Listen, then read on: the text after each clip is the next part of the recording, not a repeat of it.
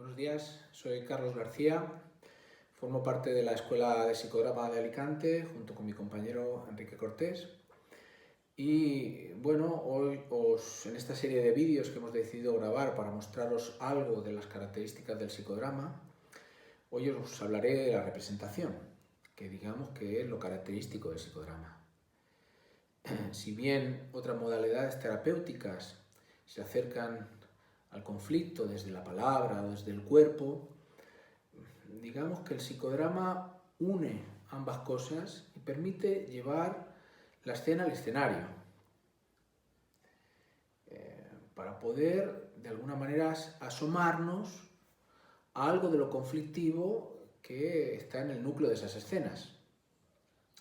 Entonces, a través del juego, porque el psicodrama finalmente es juego, es la posibilidad de que mediante volver a jugar las escenas podamos hacer algo diferente con ellas, podamos encontrar salidas a los atolladeros de siempre. Winnicott hablaba de que el juego es un espacio transicional, donde el niño puede, digamos, jugar algo de sus dificultades en ese espacio de alguna manera sin riesgo. Freud también hablaba de algo parecido y hablaba del juego como un espacio donde poder elaborar los afectos, elaborar aquellas cuestiones que de alguna manera nos mantienen detenidos. En última instancia, poder hacer algo con la pérdida. ¿Vale? Pero para poder entender un poco mejor el porqué de la dramatización de escenas, necesitamos colocarnos en un punto de partida. El punto de partida es el siguiente. El ser humano es un constructor de realidades. Esto quiere decir que la realidad que nos contamos, aquella en la que creemos de alguna manera fervientemente, en realidad es una construcción. Una construcción que hemos podido hacer, una respuesta que hemos podido dar a aquellas preguntas, aquellas cuestiones, aquellos conflictos que a lo largo de la vida se nos han ido produciendo, desde que somos chiquitines hasta que somos adultos. Constantemente nos encontramos con cosas que no entendemos, que no sabemos qué hacer, que nos superan. Entonces tenemos que elaborar algo que le dé sentido a eso que nos pasa.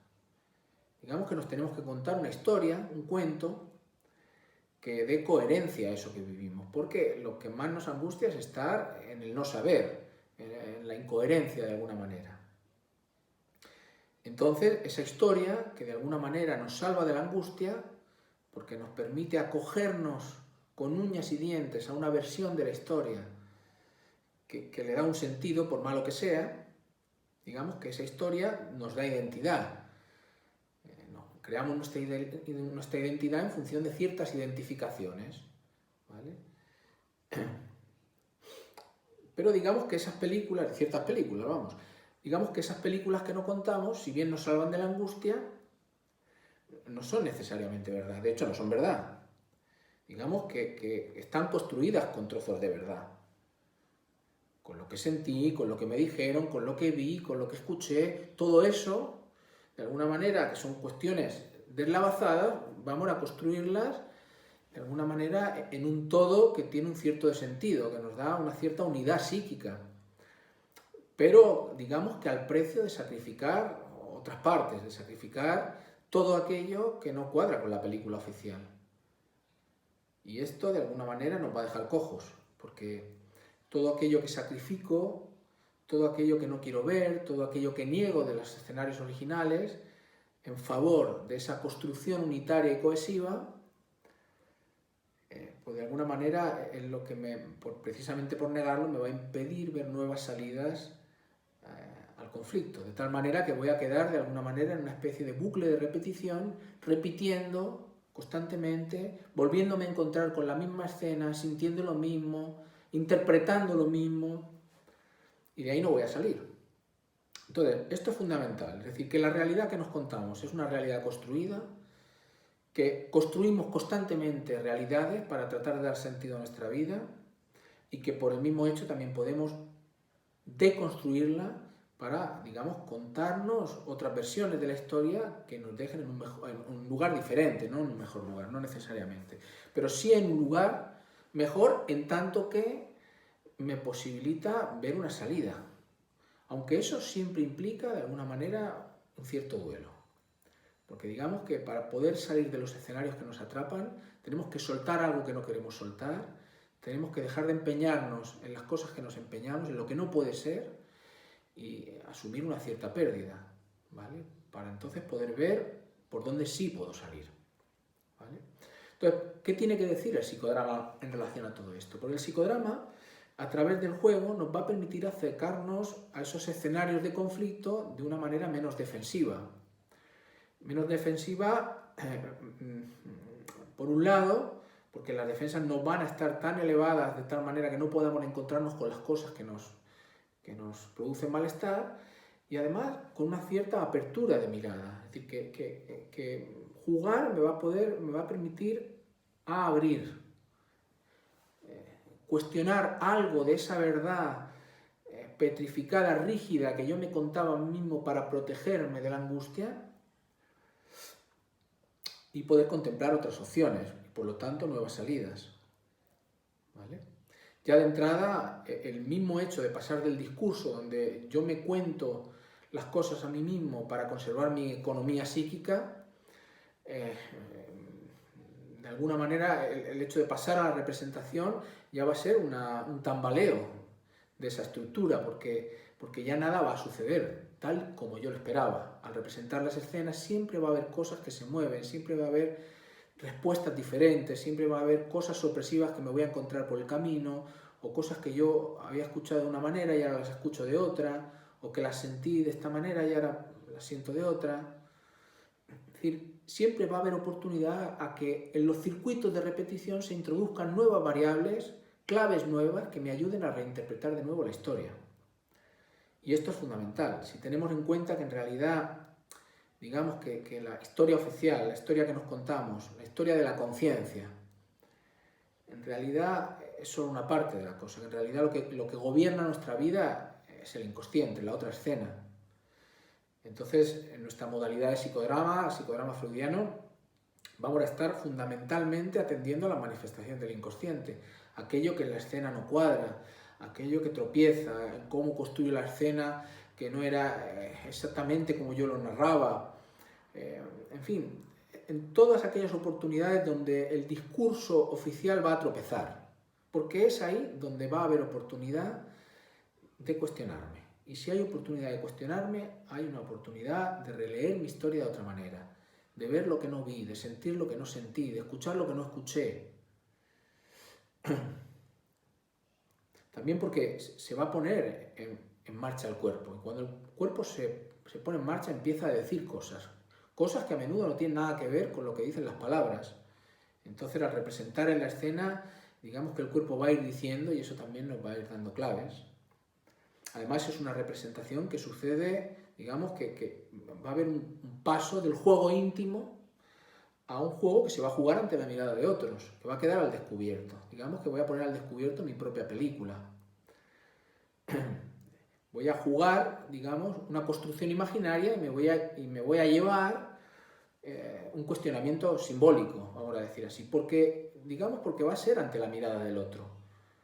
Un otro que por no estar sujeto a los mismos circuitos de repetición que yo, va a dar siempre respuestas diferentes. Nunca va a jugar como yo esperaba, nunca va a aparecer allí donde yo esperaba que apareciese.